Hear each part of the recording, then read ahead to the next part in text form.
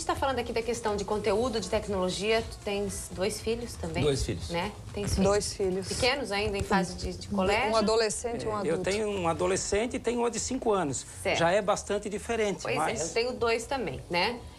O que me chama a atenção, saindo um pouquinho dessa questão da tecnologia e desse uso a favor mesmo da escola e do aluno, também me preocupa muito quando a gente fala em educação a questão de comportamento e disciplina. Eu vejo que hoje as crianças estão muito mais contestadoras, né? As crianças hoje discutem muito mais facilmente igual para igual, porque quando eu era criança, professor é autoridade. Não se discute com o professor. O professor falou, tá dito. Hoje isso mudou. Como é que fica isso também dentro de sala de aula? É uma preocupação latente hoje, essa questão de disciplina, de valores, de respeito, que a gente vê no noticiário cada vez mais, acontecendo menos no caso, né? Como é que funciona isso em sala de aula? Como é que vocês enxergam isso hoje?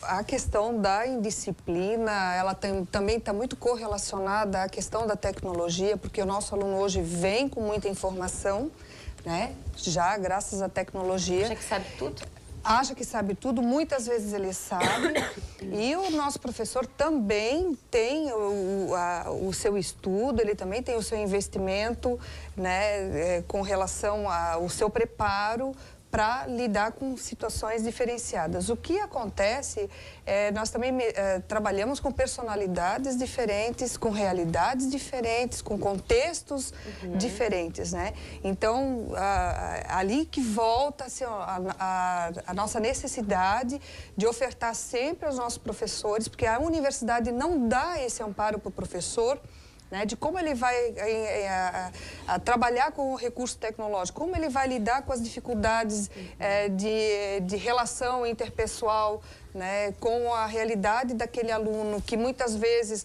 naquela manifestação tem uma história, né, que até justifica, né, aquele comportamento e assim por diante. Então, assim, volto a dizer, nós temos que trabalhar, assim, na oferta para o nosso profissional de poder agregar experiências, conhecimento nessa questão de relacionamento e também o professor querer buscar isso, né? Querer buscar essa possibilidade de ampliar os horizontes dele para ele poder... Aí a questão familiar também é determinante, porque tem muitos pais que pensam, tá na escola, é problema da escola. Meu problema é da hora que eu vou buscar, do carro para dentro até em casa, e em casa é comigo e na escola é na escola. Não é assim que funciona, é uma continuidade, né? Uma parceria, né? É uma parceria e uma continuidade, né? Do lar e da escola, né? Ambos. É aquilo que o Neivaldo colocou muito bem antes, né? São todos os segmentos, né, da comunidade escolar para fazer com que se efetive, né? Mas hoje os pais estão um pouco mais ausentes,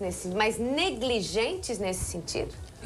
Eu acho que não? Eu acho que não, porque tem uma frase que ela me marcou muito, que é assim: os jovens adoram luxo, eles não respeitam as autoridades, eles não respeitam os pais, não praticam exercício físico, conversam muito entre si e maltratam os professores. Essa frase foi dita há 2.500 anos atrás. Nossa. Se encaixa muito bem. Então, o grande problema é o seguinte: acontecia também nas gerações anteriores. Certo. Esse conflito de geração, essa malcriação. Ele é o ser jovem, ele é um indagador por natureza. Certo. Então, a gente tem que saber, na verdade, trabalhar com ele. A gente só falar, não, ele está vindo mais mal educado, ou ele está vindo mais... não vai ajudar na hora de dar a educação para ele. A gente tem que explicar para ele quais são as regras e também dar relevância. O aluno não consegue mais chegar numa sala de aula. Imagina você, a educação infantil é onde que está mais certo, digamos assim. Inclusive, tem estudos que mostram que a ideia é disseminar a forma como a educação infantil trabalha e jogar isso para Fundamental 1, 2 e médio, inclusive na academia. Porque lá você tem um ambiente totalmente multissensorial, hipermediático, quer dizer, tu tem hipermídias em vários locais, as crianças não têm um local realmente pré-definido. É lúdico, né? É lúdico, todo o tempo e a questão do jogo também é algo muito importante. Hoje em dia tem estudos sobre a gamificação, que é transformar, na verdade, o conteúdo didático em jogos, e não são jogos educativos, são pegar mecanismo do jogo e colocar conteúdo lá dentro. Por quê? Porque se viu que as crianças brasileiras, principalmente, ficam 55 milhões de horas por semana jogando. O que será que tem no jogo que a gente não pode trazer de lá para a educação? Para a educação e juntar, né? juntar Quer dizer, vamos educar ao mesmo tempo divertir.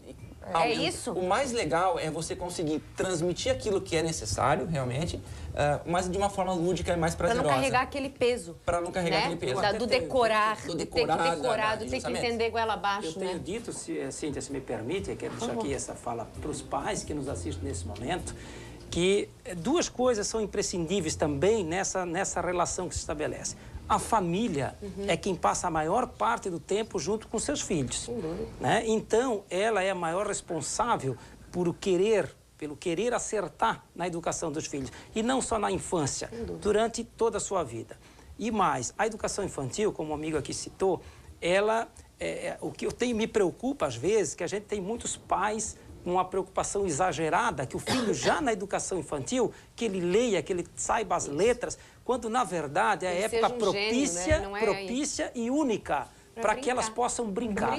Porque a criança, isso já é estudo científico, já tem diversos registros sobre isso. A criança que brinca, a criança que é feliz, que ela faz uso dos instrumentos próprios à sua época, ela certamente será um adolescente maduro, mais responsável e, portanto, ela poderá ter a sua vida adulta bem resolvida. Mas a gente não tenha pressa, senhores pais, senhoras mães, de que os filhos queimem etapas. Ele tem que viver bem cada etapa e cada época bem vivida certamente terá bons resultados na sua vida. Eu queria conversar muito mais com vocês sobre isso. A gente não tem tempo, é uma pena, mas é uma discussão que poderia ir muito longe, que eu acho que é muito válida, né? E que a gente tem que falar mesmo de educação. Tirar um pouco, desmistificar um pouquinho, né? A valorização do profissional, do professor. Por isso que a gente traz à tona esse tipo de discussão, para mesmo abrir os olhos, né, para o poder público entender a sua responsabilidade, a família, a escola e trabalhar em conjunto para a gente formar boas pessoas, né, para o futuro. É isso que a gente quer. Obrigada para vocês. Obrigada por terem vindo. Tá? Manda um beijo para todo mundo da Barão, que os meus pequenos estão lá agora.